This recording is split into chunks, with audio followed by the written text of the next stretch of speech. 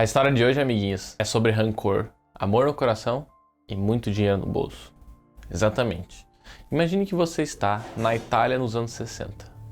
Você compra um carro, um super esportivo, o carro, o melhor carro da Itália. Você está dirigindo seu carro, cabelos ao vento.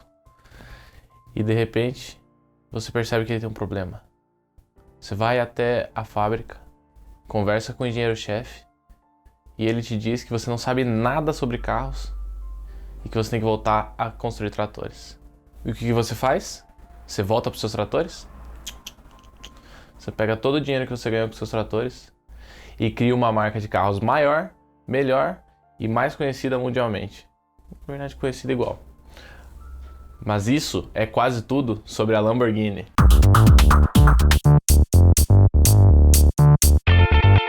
E é assim que começa a história da Lamborghini, com uma grande decepção de Ferruccio Lamborghini. Ferruccio era dono de uma empresa que fabricava tratores com motores de tanques de guerra da Segunda Guerra Mundial. E ele também era apaixonado por supercarros, o que levou ele a comprar uma Ferrari 250 GT. E aí começa a sua decepção, quando encontrou um defeito na embreagem do carro. Imagina, você encontrar um defeito na embreagem de uma Ferrari. Mas o Ferruccio ficou muito decepcionado com isso. Afinal, né, você paga uma nota por um carro e ele tem um defeito besta, o que você faz?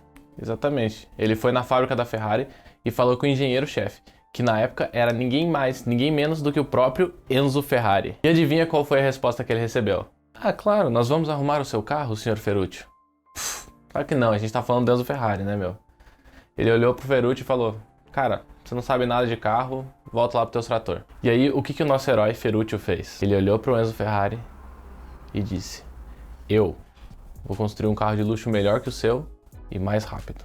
E foi exatamente isso que ele fez. Em 1963, em Santa Agata Bolognese, apenas a 17 km da fábrica da Ferrari, foi fundada a Ferruccio Lamborghini Automobili. E como quando você tem dinheiro as coisas ficam um pouquinho mais fácil, Ferruccio já chegou contratando engenheiros de renome para montar seus carros, como foi o caso de Bizarini, Darala e Stanzani. E logo no ano seguinte foi produzido o primeiro Lamborghini, o 350 GT, um carro maravilhoso que combinava um chassi desenvolvido por Darala com um motor V12 desenvolvido por Bizarini. E 2 anos depois, o 350 GT, que já fez bastante sucesso, foi lançado ela mesma, a Lamborghini Miura.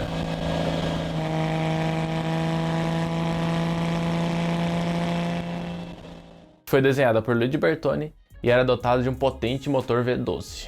O nome Miura vem de uma raça de touros, já que o Ferruccio era apaixonado por touradas. Alinhando isso ao fato dele ser do signo de touro, que não muda nada, mas ok, isso contribuiu bastante para a marca ser associada com um animal que até hoje representa sua logo. Mas em 1968 foi apresentado a Lamborghini Slero, destinada a substituir o 400 GT, sucessor do 350 GT. E também em 1968 surgiu a Lamborghini Spada, o primeiro veículo da marca com capacidade para 4 pessoas. E 2 anos depois, a Lamborghini Slero foi substituída pela Lamborghini Jarama. Mas foi só em 1972 que a Lamborghini Huracan permitiu que a marca entrasse no segmento dos supercarros pequenos. Mas os anos 70 não foram só rosas para a Lamborghini, na verdade foi bem o contrário. A marca chegou a pedir falência porque a crise do petróleo assombrou o mercado dos supercarros. Na verdade, todos os mercados, né? E novamente, em 1972, a Lamborghini tinha vendido 51% das suas ações para um empresário suíço. E os outros 49% seriam entregues a outro empresário suíço 2 anos depois. Nesse mesmo período, a divisão de tratores da Lamborghini foi vendida à Fiat. E Ferruccio se desvinculou totalmente da marca e veio a falecer em 1993. Mas entre crises e vendas, a Lamborghini em 1973 deixou de produzir o Miura, que deu lugar a seu sucessor, a lendária Lamborghini Countach, um carro com design extremamente angular e um motor V12 central traseiro. Mas em 1981, a marca continuava com diversas dificuldades financeiras e foi novamente posta à venda. E os irmãos Jean-Claude e Patrick Miriam foram quem adquiriram a marca. 2 irmãos ricos e proprietários de um império de açúcar no Senegal. E claro, amantes de supercarros. E por conta disso, a empresa passou a se chamar Nuova Automobili Ferruccio Lamborghini S.p.A. E uma das primeiras decisões foi contratar o engenheiro Giulio Alfieri como diretor técnico super duper da marca. Com este nobre engenheiro à frente da empresa e funcionários extremamente leais, a Lamborghini foi para o Salão de Genebra em março de 1981. E lá eles exibiram uma versão remodelada do Miura, assim como o Countach S, com uma enorme asa traseira. E também foi exibida o robusto off-road Cheetah, conhecida como LM001. E o ano de 1981 foi realmente muito marcante para a Lamborghini, o surgimento da Lamborghini Jalpa, que teve origem da Lamborghini Huracan. E no ano seguinte, a Lamborghini LM002 foi uma novidade para a marca, já que se tratava de um veículo off-road, só que com o motor V12 da Countach, o que era bem inovador para a época falando de off-road. E novamente, no Salão de Genebra, só que dessa vez em 1985, a Lamborghini apresentou a Countach 4 válvula.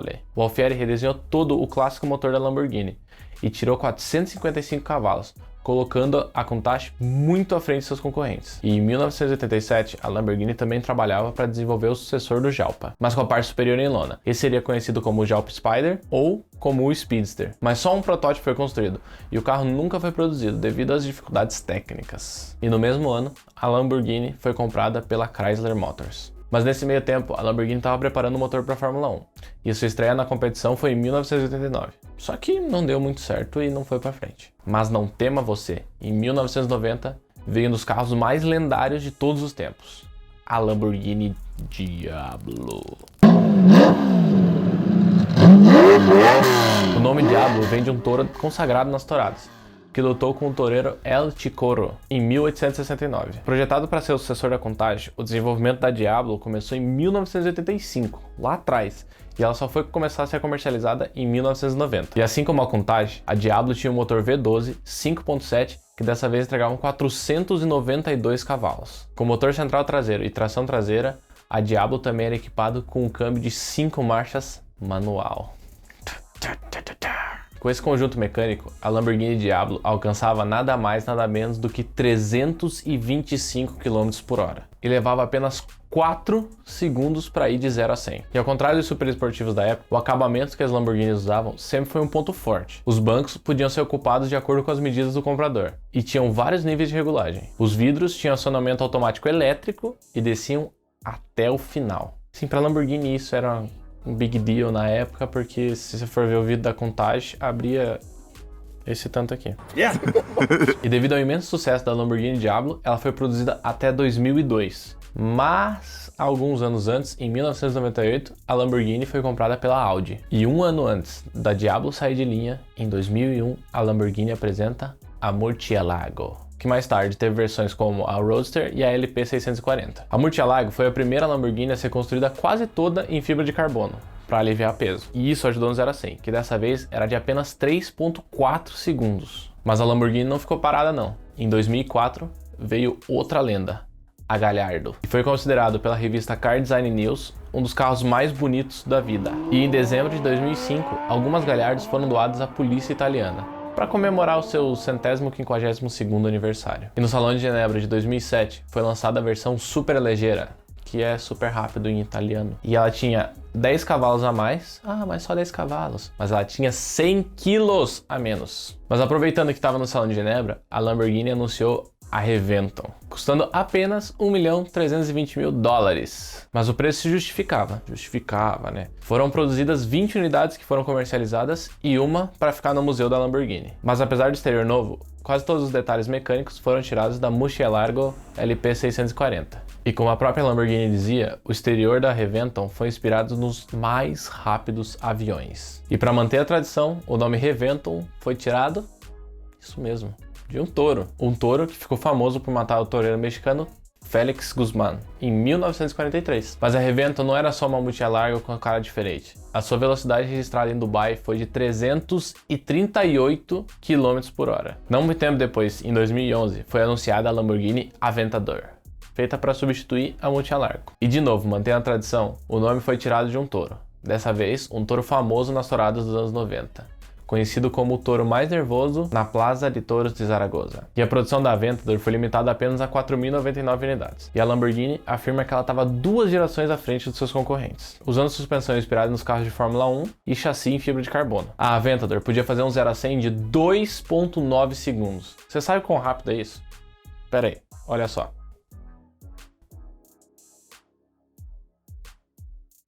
Viu só? Mas não era só isso. A velocidade é limitada em 350 km por hora. Mas já chegou a 370. Mas também não era para menos. Ela era equipada com motor V12 6.5 de 700 cavalos. Mas voltando um aninho nessa brincadeira, no Paris Motor Show, a Lamborghini anunciou um dos carros mais raros e mais rápidos do mundo, a Lamborghini Sexto Elemento. Água, terra, fogo, ar, petróleo e Lamborghini. O nome Sexto Elemento é uma referência ao número atômico e à posição do carbono na tabela periódica, mas isso é devido ao carro ser feito inteiro de fibra de carbono, com uma produção limitada de apenas 20 carros. Com 0 a 100 de apenas 2,5 segundos, ela passava fácil dos 300 km por hora, já que tinha um motor 5.2 V10 de 578 cavalos. Aliado a uma transmissão semiautomática de 6 velocidades, essa Lamborghini ela tem um dos pesos potência mais baixos do mundo, 1,75 kg por cavalo, totalizando 999 kg. E em 2015, uma Sexto Elemento foi colocada à venda. E a própria Lamborghini tentou pagar 2 milhões de euros por ela. Mas o proprietário não quis nem negociar se a Lamborghini não oferecesse pelo menos 3 milhões de euros. Era uma Sexto Elemento zerada. O cara não tinha nem usado ela. Por que compra? Porque dá pra mim, eu uso. Eu uso todo dia. Eu dou um jeito. Eu pago o pódio pra ela. Usa o carro, cara. Pagou sei lá quantos milhões. Usa! Como era tradição, no Salão de Genebra, dessa vez em 2013, a Lamborghini lançou um dos carros mais raros e mais caros do mundo, a Lamborghini Veneno.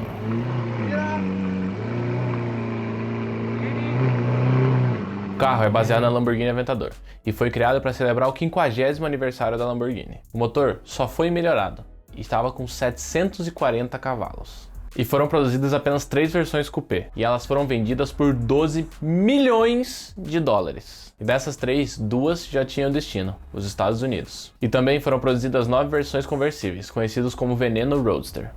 E o nome da Lamborghini Veneno, adivinha? Exatamente, por causa de outro touro, dessa vez um touro famoso das touradas espanholas. E o touro Veneno representa a marca. Ele é conhecido como um dos touros mais fortes e mais agressivos de todos os tempos. Mas foi em 2014 que a Lamborghini Gallardo deixou de ser produzida e deu lugar à Lamborghini Huracan. E para manter a tradição, o nome Huracan vinha de outro touro. A Huracan utilizava o mesmo bloco do motor 5.2 V10 da Gallardo, mas com as atualizações, ela passou de 520 para 610 cavalos, que levava a Huracan de 0 a 100 em apenas 3.2 segundos. E é possível conduzir o carro em 3 modos: Estrada, Sport e Corsa. Corsa deve ser o modo mais econômico do carro, né? E ela também é equipada com uma caixa de marcha de 7 velocidades. A Huracan também usa um novo tipo de chassi, uma tecnologia nova desenvolvida em conjunto com a Audi, conhecida como fibra de carbono forjada. E essa nova estrutura de carbono, aliada à carroceria de alumínio, permitia que o carro fosse 10% mais leve. E em agosto do mesmo ano foi lançada uma versão de competição da Huracan, a Huracan Super Troféu, com 9 cavalos a mais que a versão de produção. Ela também era tração traseira e tinha um kit aerodinâmico. E para comemorar o aniversário de Ferruccio Lamborghini, em 2016, no Salão de Genebra, foi introduzida a Lamborghini Centenario. Foram fabricadas apenas 40 unidades, e todas já estavam vendidas no momento do anúncio, a um preço de 1,9 milhões de dólares. Criada a partir da Lamborghini SV, a Centenario é equipada com motor 6.5 V12 de 770 cavalos. Com esse número, o super esportivo se torna o mais rápido já produzido pela marca, com 0 a 100 em 2,8 segundos, e chega aos 300 em 23 segundos e meio, com velocidade máxima de 350 km por hora. E em 2018, a Lamborghini saiu na frente da Ferrari pela primeira vez, com o lançamento da SUV Urus. Equipada com motor 4.0 V8 biturbo de 650 cavalos e uma transmissão automática de 8 velocidades, a Urus pode chegar a 305 km por hora, numa SUV de família. Você com a sua mulher, dirigindo seu carrinho com seus filhos atrás, a 305 por hora. E a Lamborghini, ela não é só uma marca de supercarros, ela mudou o segmento durante sua história, passando por dificuldades, por vitórias, mostrando carros cada vez melhores, mais rápidos, chegando a velocidades impensáveis e ainda assim sendo uma das marcas mais desejadas do mundo. Então isso foi quase tudo sobre a Lamborghini, pessoal. Se você gostou, clica no like, comenta aqui embaixo qual que é a sua Lamborghini favorita. Compartilha com os amigos que isso ajuda muito a gente. E não se esquece de se inscrever aqui no canal do lado e de assinar nosso podcast. Tá no Spotify, no Apple Podcast, no Google Podcast, seja lá onde você escuta, a gente tá em todas as plataformas. É só procurar os Papalégua. Valeu por ter assistido até aqui e até a próxima.